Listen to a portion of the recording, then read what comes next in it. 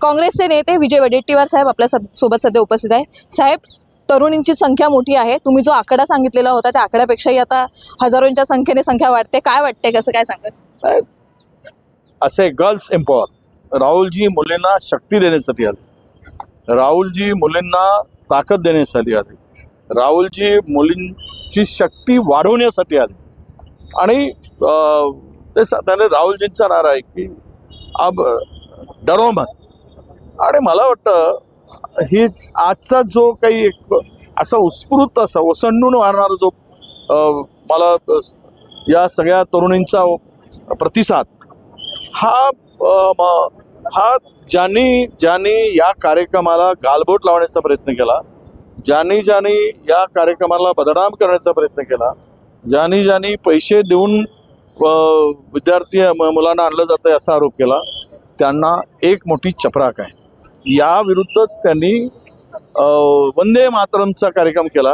तिकडे 2000 लोक सुद्धा नाहीत, कारण वंदे मातरम या मातृभूमीशी ज्याची नाळ जोडलेली आहे, ज्या मातृभूमीचा जो समरस आहे तो ओरिजिनल देशभक्त काँग्रेस आहे। हे डुप्लिकेट आहेत, यांना देशभक्ती सिद्ध करावी लागते, म्हणून त्यांच्याकडे कोणी भटकायला तयार नाही। सर, सीओईपीच्या परिसरामध्ये 163 लागू करण्यात आलेले, काय वाटते? घाबरले, एक प्रकारची भीती दिसते समोर? घाबरलेच आहे। काल बघितलं आपण त्या मुलींना ज्या पद्धतीनं त्या लोकांनी त्याला दबाव टाकून तिचं स्टेटमेंट बदलायला लावलं।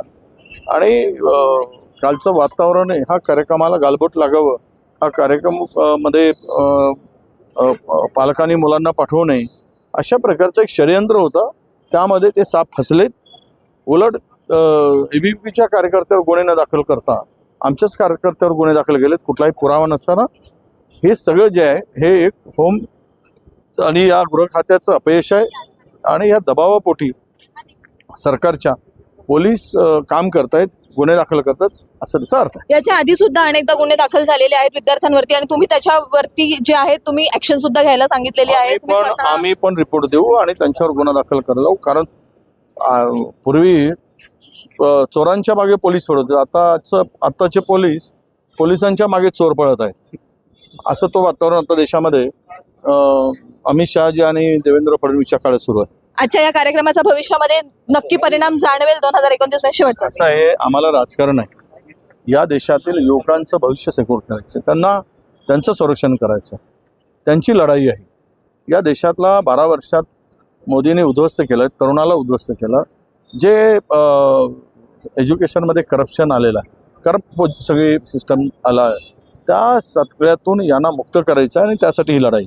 अर्थातच हे होते विजय वडेट्टीवार जी, ज्यांनी सांगितलंय की इथे राजकारण नाहीये, परंतु आम्हाला विद्यार्थ्यांचं भविष्य सिक्युअर करायचं आहे, आणि त्याचमुळे आजचा हा कार्यक्रम आहे। अर्थातच समोर भाजप घाबरलेला आहे, आणि त्याचमुळे जे आहे त्यांच्याकडून विद्यार्थ्यांवरती आणि विशेषतः काल जो राडा झाला सीओईपीच्या परिसरामध्ये, त्याच्यामुळे आम्ही चूक नसताना सुद्धा आमच्या लोकांवरती गुन्हे दाखल करण्यात आलेले आहेत। त्याच्यामुळे येणाऱ्या काळामध्ये आम्ही सुद्धा त्यांच्यावरती विरुद्ध दिशा असे ना गुन्हे दाखल करणार आहोत। त्याच्यामुळे आता या कार्यक्रमाकडे आणि आजच्या या गर्दीकडे सगळ्यांचंच लक्ष राहणार आहे। आपण सुद्धा आजचा कार्यक्रम पाहण्याकरता आपण आपल्या महानगर लाईव्हला फॉलो करायला आणि सबस्क्राईब करायला विसरू नका। धन्यवाद।